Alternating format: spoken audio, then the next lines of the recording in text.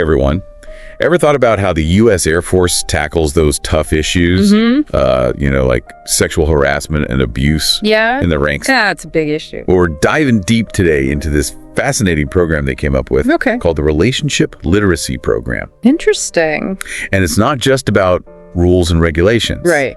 This program aims to build a whole culture of healthy relationships. Wow, so they're really going for a big change here. This is intriguing. They're taking a really proactive approach. It's not just about, reacting to bad behavior when it happens. They want to get ahead of it and build positive connections right from the start. So we're not talking about some kind of Band-Aid solution here. Not at all. This sounds pretty comprehensive. It is. The Relationship Literacy Program was actually developed a while back, late 90s, early 2000s. Okay.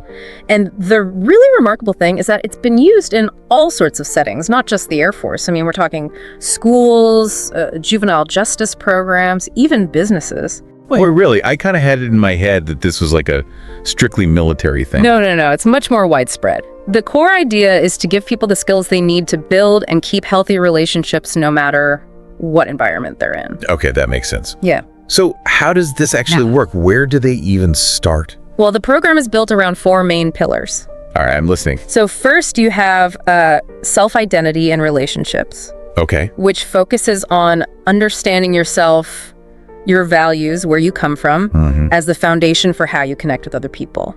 So it's that classic know thyself idea. Exactly. But applied to relationships. Precisely. It's about recognizing your own strengths and weaknesses and using that as your starting point for navigating relationships. That's a good foundation, I guess. It is. And then you have prevention of relationship abuse and violence. Okay. This one is all about equipping people to spot and address abuse no matter what form it takes. I can see how that's super relevant, especially in the military with all the complex power dynamics. Absolutely. It's about recognizing those dynamics and building a culture where everyone feels safe and respected. Makes sense. All right, what's next? The next pillar is self-management. Think of it as developing the emotional intelligence to handle stress, manage your emotions effectively, and find healthy ways to resolve conflicts. I could see how that would be crucial in the high-pressure world of the Air Force. Right. But honestly, those are skills everyone could use. You're absolutely right. These are life skills that apply anywhere. For sure. And finally, you have healthy relationships, which is about, giving people the tools to actually build and sustain those positive, supportive connections. So it's the whole package. Understanding yourself and then putting those insights into practice. Yeah, it really is. And it's fascinating to see how they actually put this into practice in different situations. For instance, within the Air Force itself, they have these really compelling case studies. Ooh, a case study. Yeah. I'm all ears. Give me an example. So there was this situation where a group of personnel were having these major communication breakdowns, and it was causing constant conflict. It was really impacting their teamwork, their ability to function effectively. Sounds like a classic workplace drama. So how did they use this relationship literacy program to deal with it?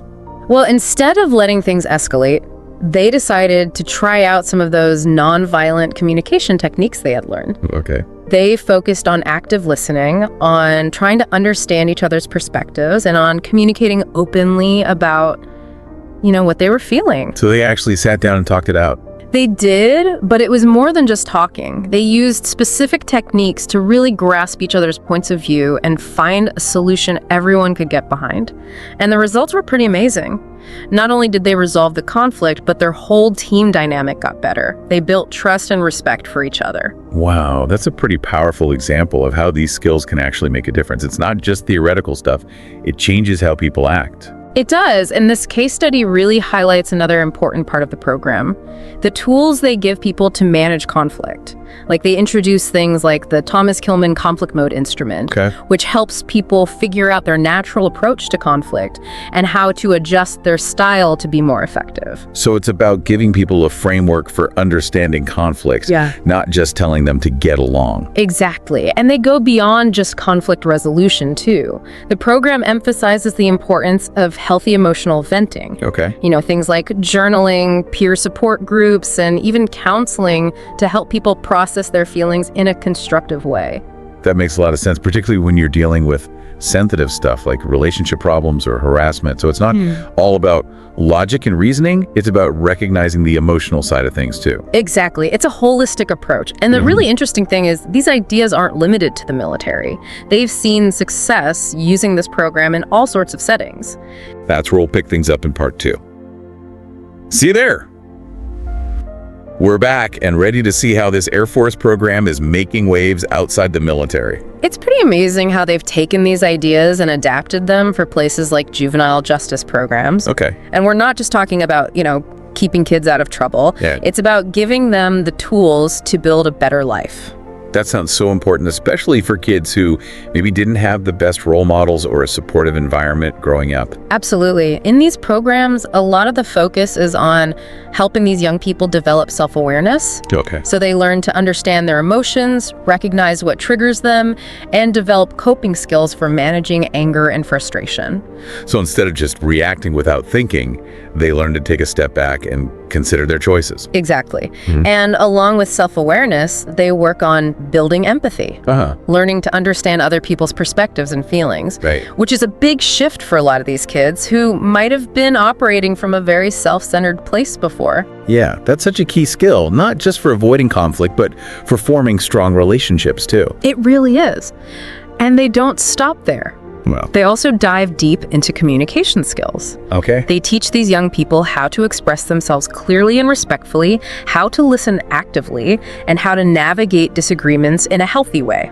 I bet that's a challenge, especially for teenagers who are still figuring themselves out Oh, definitely and is. setting boundaries. Yeah. How do they make it work? It's not about lectures or textbooks. Right. They use a lot of interactive activities, role-playing scenarios, and group discussions to make it a safe and engaging space for learning.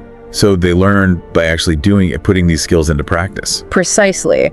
And they've seen some incredible results. There was this one study that followed participants for a year after they finished the program. Okay. And they found that there was a significant decrease in reoffending rates. These kids were less likely to end up back in the system. Wow, that's amazing. That's proof that it's really working. Yeah. It's not just changing attitudes, it's changing behavior. It is.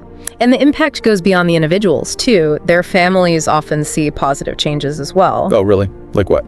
Less conflict at home, better communication, and a deeper understanding between family members. So we're talking about a positive change that goes way beyond just the program itself. It's transforming lives on so many levels. Exactly. And it's not just in juvenile justice programs either. You see similar successes in schools where they're actually incorporating relationship literacy into the curriculum, starting as early as elementary school all the way up through high school. That's so interesting. I imagine teaching these ideas to young kids has to be completely different from how you would approach it with teenagers or adults. You're right. With younger kids, the focus is on building that foundation for healthy relationships. Okay. They use activities and stories that are age appropriate Right. to teach things like empathy, respecting boundaries, and basic communication skills. So planting those seeds early on, helping them develop those crucial social and emotional skills. Exactly. And then as they get older, they can build on those skills. They learn about different ways people approach conflict, how to manage anger effectively, and how to build those strong, supportive relationships. Sounds like they're giving these kids a whole toolkit for dealing with all the complicated stuff that comes with human interaction. They are. And it's not just about preventing problems. Right. It's about giving them the power to create those positive, fulfilling relationships. I love that. And what about those treatment centers we talked about earlier? How does the relationship literacy program fit into those settings? Well, in treatment centers, the focus shifts a bit more towards healing and recovery. A lot of the people in these settings are dealing with past trauma or unhealthy relationship patterns. So the program helps them understand those patterns and find better ways of relating to others. Exactly. They learn how to recognize those negative relationship dynamics, how to set boundaries, and how to communicate their needs and feelings in a healthy way. I imagine that's a big step for someone who maybe never learned those skills or who's experienced a lot of trauma in their past. It definitely is. And it takes time and effort. But they've seen amazing changes. People who participate in these programs often say they feel more empowered, more confident, and more capable of building healthy relationships. It sounds like they're taking back control of their lives one relationship at a time. They are. And it's not just limited to those specific groups either. We're also seeing the principles of relationship literacy being used in staff training programs. Interesting. So it's about equipping the professionals who work with these individuals to create supportive and therapeutic environments. Exactly. Imagine healthcare workers, social workers, or teachers who are trained in these principles. They're going to be better at connecting with the people they're serving, understanding their needs, and providing more empathetic care. So it's about shifting the focus from treating symptoms to addressing the root causes. Exactly. And our relationships play a huge role in our overall well-being. So if we can give professionals the skills to build those healthy relationships, we can create this ripple effect that touches the lives of so many people. Okay, so we've talked about how this is impacting individuals. But what about the workplace in general? Do you think these relationship literacy ideas could work there? Absolutely. Picture a workplace where people are skilled in communication, conflict resolution, and empathy. You'd see more teamwork, better productivity, and a more positive work environment overall. That sounds amazing, like a dream come true for so many people who are dealing with toxic workplaces. It does, and it's not just about the bottom line. It's about building workplaces where everyone feels respected, valued, and supported. And that leads to greater job satisfaction, lower turnover, and ultimately a more successful organization. Sounds like a win-win for everyone. It really is. And the ripple effect goes even further. It reaches our families, our communities, and society as a whole. This is where it gets exciting. Tell me more about how this program is having a broader impact. Well, let's imagine. Hold on, we've hit the end of part 2. Come back for the thrilling conclusion in part 3, where we'll see this ripple effect in action. We're back for the final part of our deep dive into the relationship literacy program. We've seen how it's making a difference in the Air Force and beyond, in juvenile justice programs, in schools and treatment centers. It's really quite impressive. It is. And now let's step back and look at the big picture, the ripple effect of this program. This is what I'm really curious about, how those skills and ideas can spread beyond the initial setting and actually make a difference in the world around us. Think of it this way. Everyone who goes through this program becomes a kind of ambassador for healthier relationships. They take what they've learned back to their families, their workplaces, their communities. So they're like planting these seeds of positive change everywhere they go. Exactly. Yeah. And those seeds can grow into something really powerful. All right, I need a real-life example. Give me a picture of this ripple effect in action. Okay, let's say someone finishes the program and they've learned all these great communication and conflict resolution techniques.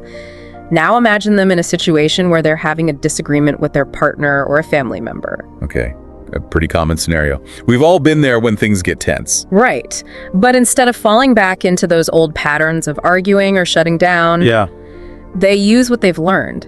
They listen actively. They try to see things from the other person's point of view, and they express their own needs calmly and respectfully. So it's not about avoiding conflict, it's about approaching it differently. Exactly.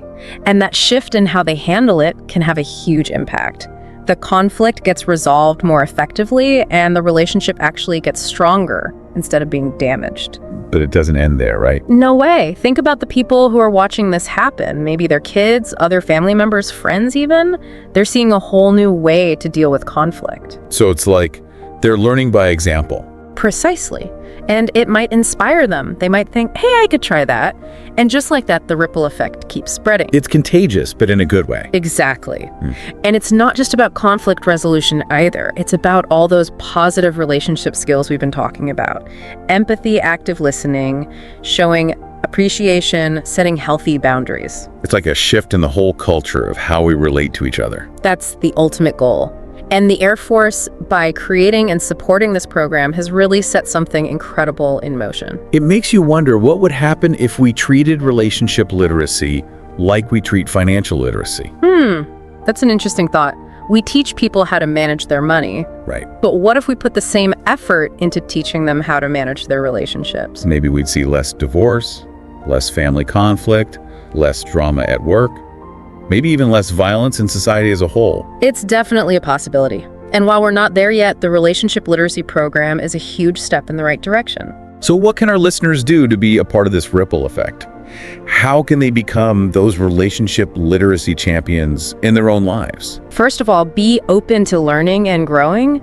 Take some time to think about your own relationships. What are you good at? Where could you improve? It starts with being self-aware. Absolutely. Yeah. Once you understand yourself better and how you interact with others, you can start using some of those specific techniques we've talked about. So things like active listening, expressing your needs clearly and respectfully, and managing conflicts in a healthy way. Exactly. And don't be afraid to look for help if you need it. There are books, articles, workshops, online courses even that can give you a deeper understanding of all this. And don't forget those employee assistance programs if your work offers them. They're a great resource for relationship and mental health support. That's a great point. EAPs are a fantastic resource. But it's not just about individual effort either. We can all advocate for these ideas in our communities and in the organizations we're part of. So talk to your school board about adding this stuff to the curriculum. Yeah. Encourage your workplace to offer training on communication and conflict resolution. Exactly. The more we talk about this and make these skills available to everyone, the bigger that ripple effect will be. It's a team effort. We can all work together to create a world where healthy relationships are the norm instead of the exception. Well said. And it all begins with being willing to learn, grow, and put these ideas into practice ourselves. This has been a really insightful deep dive. It's inspiring to see how much of a difference this program is making. Me too.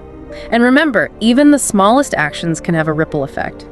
Every act of kindness, every time you try to understand someone else, every effort to communicate better, it all contributes to a better future. So to everyone listening out there, thank you for joining us on this journey. We hope you've learned some valuable things and feel empowered to make a positive impact in your own relationships and communities. And remember, the journey to building healthier relationships never really ends. There will be bumps along the way, but with the right tools and a willingness to grow, you can build a life full of meaningful connections and positive change. That's it for today's deep dive. Until next time, keep diving deep and keep nurturing those strong, healthy relationships.